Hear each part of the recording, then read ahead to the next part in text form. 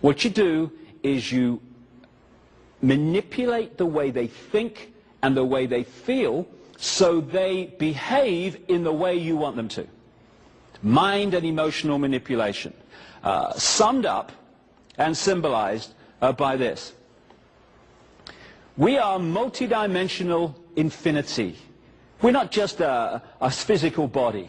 As we'll come to in the second of these two videos, we are everything that exists. But how much of everything that exists, the eternal consciousness, are we accessing? Infinity or just a fraction?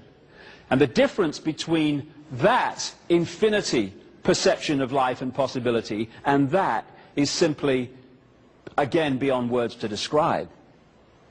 So the idea has been, over thousands of years of this manipulation, to turn unique aspects of infinity into a tiny, tiny eggshell of consciousness with a tiny, tiny perception of its own potential to control its own destiny. And once you do that, you create the herd mentality.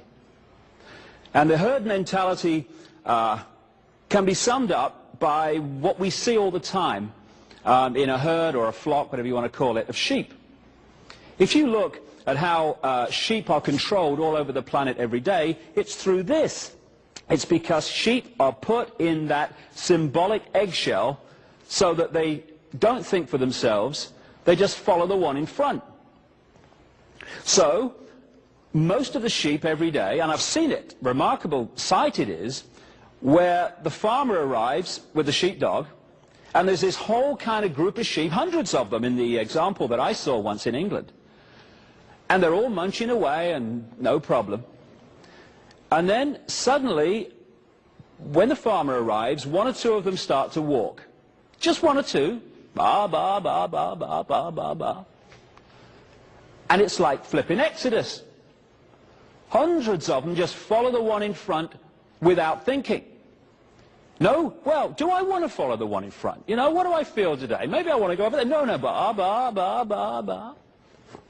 And then you've got the tiny few who don't immediately succumb to that and follow that and concede their uniqueness to that, and they're given the extra dose of fear by the sheepdog. Row, row, row. Oh, all right then. And that four-letter word, fear, is what controls the world. Fear, fear, the manipulation of fear. So what you have are two states of being that get hundreds of sheep exactly where the farmer and the sheepdog want every day, and those two states of being are ba, ba, ba, ba, and fear, which gets the few to do the same. Staggeringly, we may find watching a group of sheep like that funny. Oh, come on, Ethel, come and look at these sheep. They're so stupid. And yet, the human herd, because that's what we've become, has out-sheeped the sheep. Because we have actually dispensed with the sheepdog. We police each other. It has become a crime to be different. Anyone who's different from the norm gets ridicule or condemnation.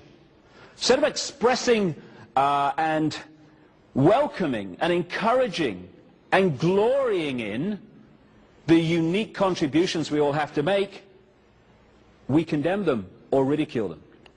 Now this is not just navel contemplating.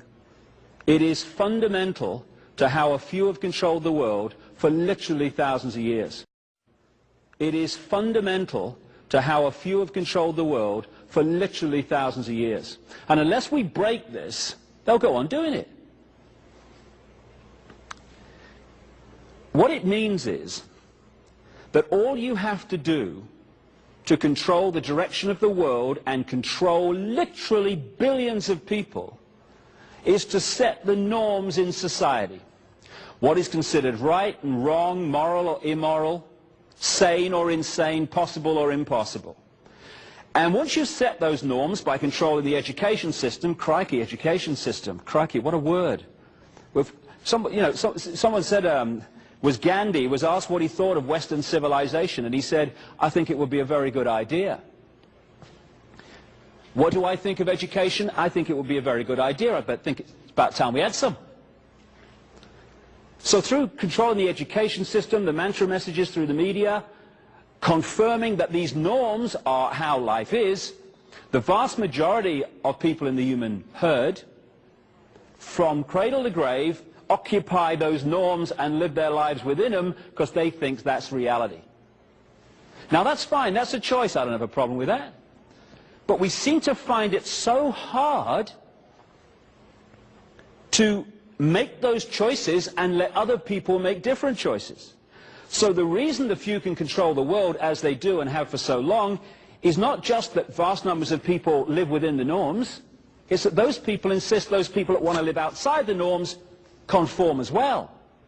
So the key state of being, which is the foundation of all that I'm talking about, is the one you'll find in the vast, overwhelming majority, all but a handful, literally, of human beings. It's the fear of what other people think of them.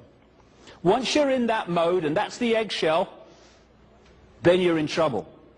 Because suddenly you're not living your life, you're not expressing your uniqueness, you're living someone else's version of what you should be. You're already in prison, you're in what I call the hassle-free zone of norms. You've conceded what you are to what someone says you should be. And if enough people do that, and we do, whoever sets the norms runs the world. And what happens then, of course, is that when you're on the edge of that hassle-free zone and you're thinking, shall I, shan't I express my uniqueness? Shall I go with what my heart's telling me? What is the fear at that point that is making us resist? Oh, should I, shouldn't I? We're not at that point thinking, what will the President of the United States think if I express my uniqueness? What will the Pope think? Although some people will do that, my goodness me, why I don't know, but they do. Or what will the Governor of the Bank of England or the head of the Federal Reserve think? No, no. What's making us resist expressing our uniqueness is our fear of what our mother will think. Oh my God, what will my mother say? What will the guys down the bar say, or the people at work? In other words, the people's reaction that keeps us in those norms are the people who are already in there. So the sheep have also become the sheepdog. The police have also become the police. The inmates of the prison are also the prison warders. Now this combination, I repeat because it is so important, this combination means that whoever sets the norms in society runs the world. If, and the big, big if we concede our uniqueness to it and insist that everyone else does the same. And then when the norms are set, different aspects of the herd are played off against each other. So religions have been created, and we'll get into that because it's remarkable how the religions which fight each other and conflict with each other actually come down to the same people. Same story too when you look into it. So they play different aspects of the herd off against each other. Religion is played off against religion. Political party is played against political party. Economic theory against economic theory. And so we've set the norms that have created the herd, and then the herd is set at war with itself.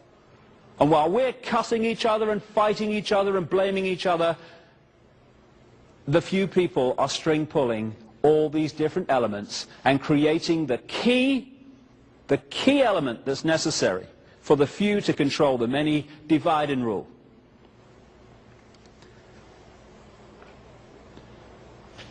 So when I'm going through this story, I'm not kind of getting into, and I don't want to get into, it's them. What I'm talking about here is because of us. Without us, none of this stuff will be possible, which is great news because we can uncreate it in the period we're going through now. Just say one other thing before I move on about this. You know, most of the things, most of the belief systems, because that's what it is, belief, that are played off against each other, that conflict with each other and fight with each other, they're actually just the same state of being with a different name.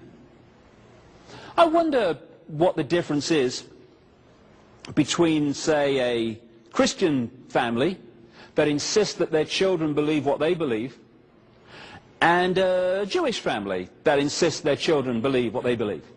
What's the difference?